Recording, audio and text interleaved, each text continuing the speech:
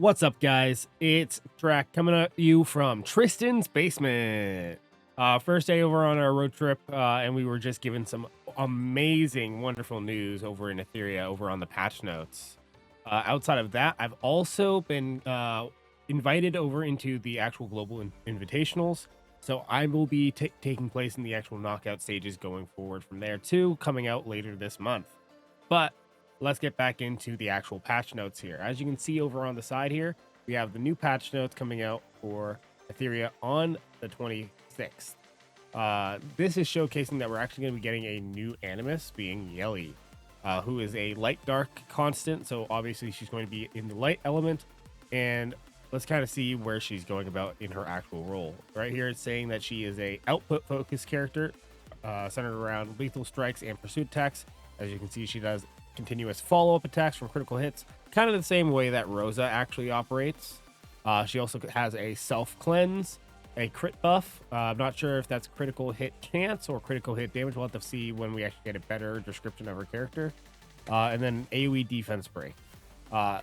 This on a light dark character will make her very strong for PVE and PVP. Like, she's basically becoming our new Kloss, especially in light and dark. She'll be very usable in every single instance, while also being able to give like that crit buff and self cleanse. I think she's going to be a very strong character for us to take actually into a lot of content, especially when it's coming into content for like needing a light or dark defense breaker, like for an example in your Ethernet rally teams. I think she'll have a place to go in from there. Plus, I kind of like her art. She has like a very good aesthetic. I like it a lot. But we'll be seeing her come out here on global on the 26th, so that's just in 2 days. She is coming fast. She is coming out fast. Like it was just like last week basically where we got Hoyon and Holden. Etheria is not afraid to put out new characters. Always be ready. They will be putting out new characters constantly. Outside of that, we do have some new gameplay and outfits as well. For Yeli will have her new Jade outfit. But in content for the actual gameplay, we're going to get Cage Rumble. Cage Rumble looks like it's going to unlock on the second day after the update, so on the 26th. So that'd be second day after the update would be, what, the 27th? It says it's a multi-boss solo stage designed for all hyperlinkers. It'll be the active individually organized teams, combining your lineup to strategically take on a series of bosses, progressive battles. I'm guessing this is something similar to like how we handle Ethernet rally, but against a single boss. You might have to like change out your teams, like in a phase 1, phase 2, phase 3 kind of situation. Like there might be a specific type of mechanics that you're handling phase 1, then move into a phase 2, phase 3. If you've played Epic 7 before, I'm thinking this is kind of how they handled the actual other game mode. I forget what it was called, where they released like Magnus or the other characters in that game as like epic hell variations for an actual fight there. I think it's going to be something like that. We did get some new things as well. Anti-sync echoes. There's unlocked for stages 37 through 42. I know there's only been like 4 people right now on the global server that have been able to complete up to 36. I myself am over on 35 right now. I'm missing a little bit of damage on my Messiah. Once I get that solved out, then I'll be able to clear through jigs pretty easily. And then we have a new stage story, Animus Doki. I'm not sure what that is. I'm not sure what the new stage story is. Maybe that's actual story for Doki? I'm not too sure. We might have some new story coming out. Outside of that, we have some actual general gameplay fixes. I quickly scrolled through this to see what was happening, and I was really concerned previously because there was a lot of descriptions in the game that did not match up with their actual abilities. And because of this, we're going to get a few buffs, actually, in terms of our character usability. So Shadow Sonya, Obol, and Fangus are going to be seeing a little bit more improvement, actually, in fights now. So you'll be able to see now, over here for Anti-Sync Echoes, Ethernet Rally, there are changes for these fights, because when I went into, for an example, Nico Nana previously on floor 30 of Anti-Sync, I would try to hit her with dots and she would not be affected by it, but nowhere in her actual description said that she was immune to dots. So now they fixed the issue For an example, for Dahlia, Shadow Flame Hoyon, and Nico Nana, those fights in Anti-Sync, and they are now affected by dot. They didn't make it so they were unaffected by dot. They made it so they were affected by dot to make it match the actual description that was going on in the fights. So that means you're going to be able to take Shadow Flame, take in your dot-based teams to actually take on these fights, and it will make it a lot simpler, especially for the mechanics for Nico Nana going forward, because these fights are just like the same one in Ethernet Rally for Anti-Sync, where Nico Nana steals your highest attack damage character, keeps them away for a while, and then is trying to make you take in 2 damage dealers to free the other one.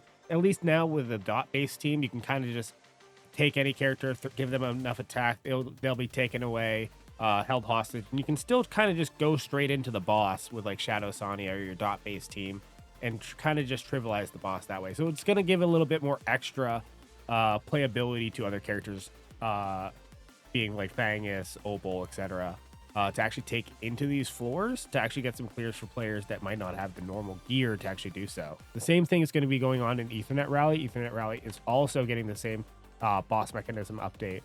So Dahlia and Nico Nana in those fights will also now be affected by dot in the same exact way, which might make it easier for you to actually clear through these fights, because I know a lot of people were having difficulty with the Ethernet Rally fights, especially with Dahlia and Nico Nana. And then there's also a corrected error in the mechanisms for Sharon, where she was not immune to all debuffs, and they updated it so she was immune to all control effects except for taunt. So it gave a actual, update in regards to what the exact correct immunity was to go on for Sharon. Outside of that, I don't think any other changes have happened. I know there was the issue in regards to players were farming Ember Trek to gain character experience. You gain like 400 character experience per clear.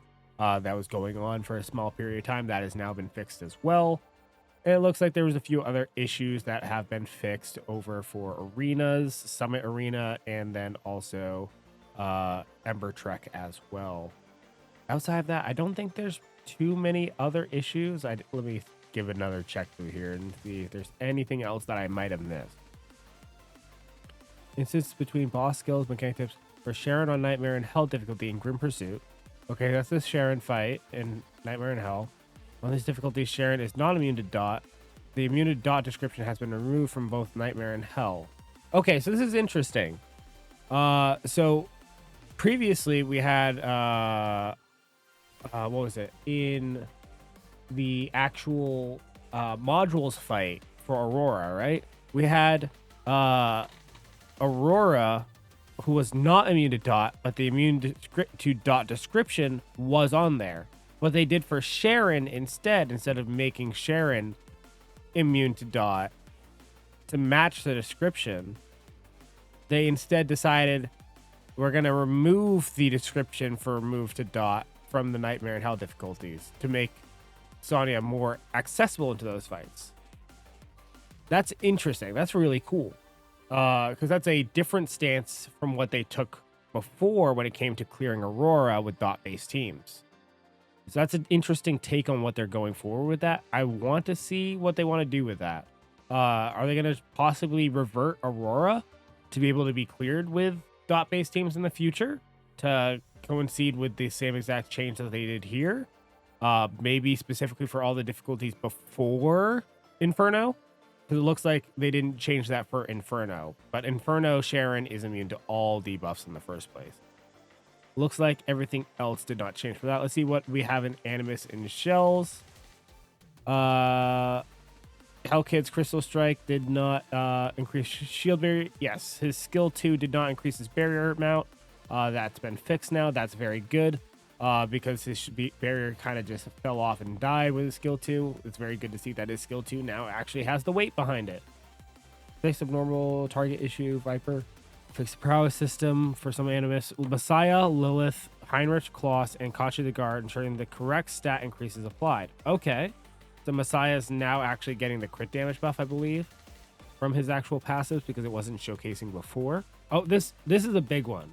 So previously there was a bug where even if you got silenced in any fight, for an example, if you were silenced in a fight like Nico Nana, for an example, and you tried using a skill after cleansing it off with the Shell Alicorn, which would purify, 2 of your debuffs at the start of your turn, you would still be under the effect of silence, even though you were not silent, so you couldn't use your skills. Now that has been fixed, which is very good. That's going to actually lead to a lot more consistency within a lot of teams and fix that bug, so you'll actually be able to use your skills. Fix the inconsistency between the buff tips and skill description for Shell, Goldmine, Revelation. I wish they added a little bit more information in regards to this. We'll just have to see what it says in game, because they didn't really say how they fixed the inconsistency. Fix an issue with Amber, would fail to trigger upon death while under a control effect. Okay, so this was another thing going on, which coincided with actually fact number 11. So there was an issue with Amber, which would stop your characters from dying altogether when combined with things like Valerian's passive triggering at the same time, alongside if there was things like a stun, freeze, etc. Amber would just not trigger and you would stop dying. And then it's kind of interesting because that's fixed now, so that's no longer going to be an issue. But there was cases in the past where you could have taken in, like, for an example, like Shadow Sonya, have her be unkillable, and you could have cleared content that way. So now it's going to be fixing that situation for a lot of players. So if you were trying to do that, you can no longer do that. And I know I did this, but I posted it previously over into the Discord. That Mio was in the wrong group because she was listed under, I think it was RCS previously, or was Hydra Bank. She was listed under right next to Hellkid, and but she was a member of Union, so it looks like they just corrected her affiliation, so that is good. Outside of that, let's see, in the others tab, fixing error with languages, player card. Oh, the third badge, yes. Did they fix the one where if your badge upgrades, you can't change it? Fixed an issue where checking the turn meter from the buff panel in battle could sometimes display incorrect information. That's going to be very important, especially going forward with the actual battle gameplay. Going forward with, for an example, Summit Arena, Normal Arena, to actually be able to take the information in, especially even in PvP and PVE, where you were trying to actually speed tune your teams correctly. I didn't know that there was actual incorrect information going on here, but since that's actually been shown to be displayed, if there was incorrect information, having the correct information going forward is going to be very important, especially for turning our teams.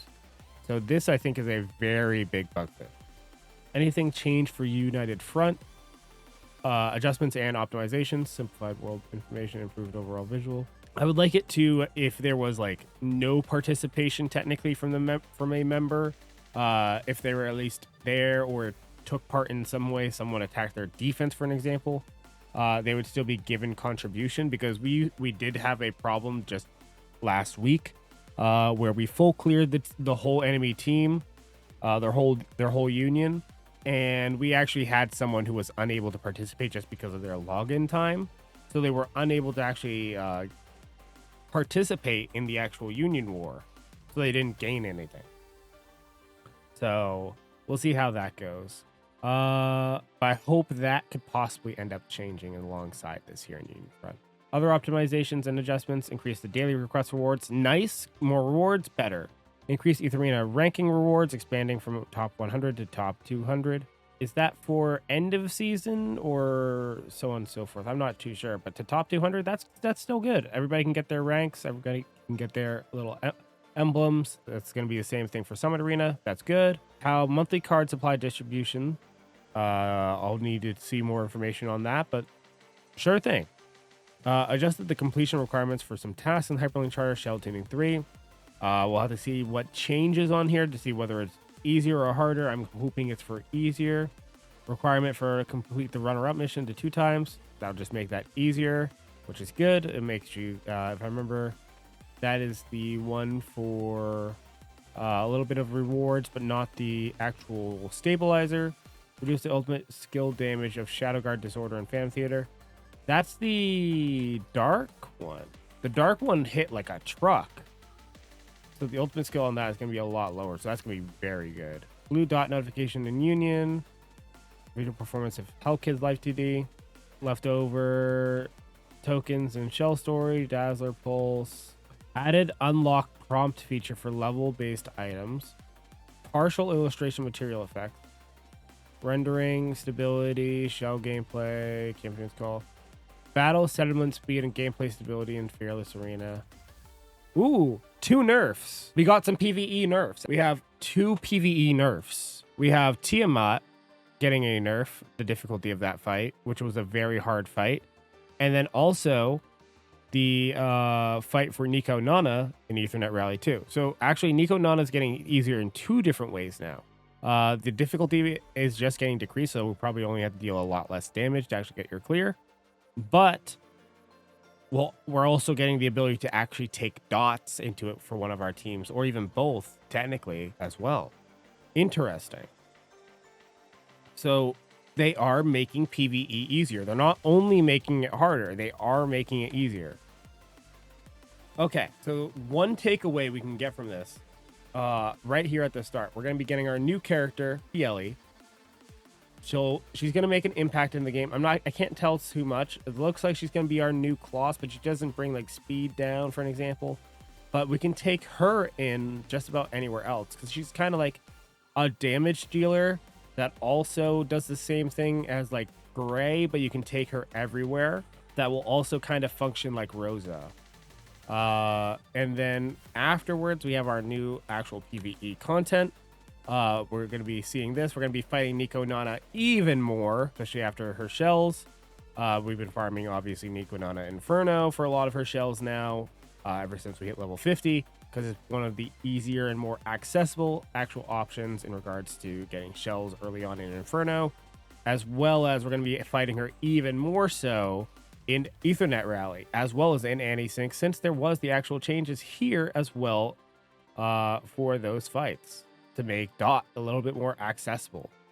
I think the patch notes were very good. I'm looking forward to more coming out from XD in regards to what their changes for Etheria are, since we're actually getting some PvE nerfs from what they've showcased to us. So they're not only doing these buffs to make them more difficult, they are actually looking into what players are finding difficult and then adjusting them based on what they are getting as player feedback from what they envisioned in the game, which I think is going to be very good. But do let me know what you guys think about the actual balanced patch and adjustments, and I will see you guys later. Peace out. Hyperlinkers, have a good day.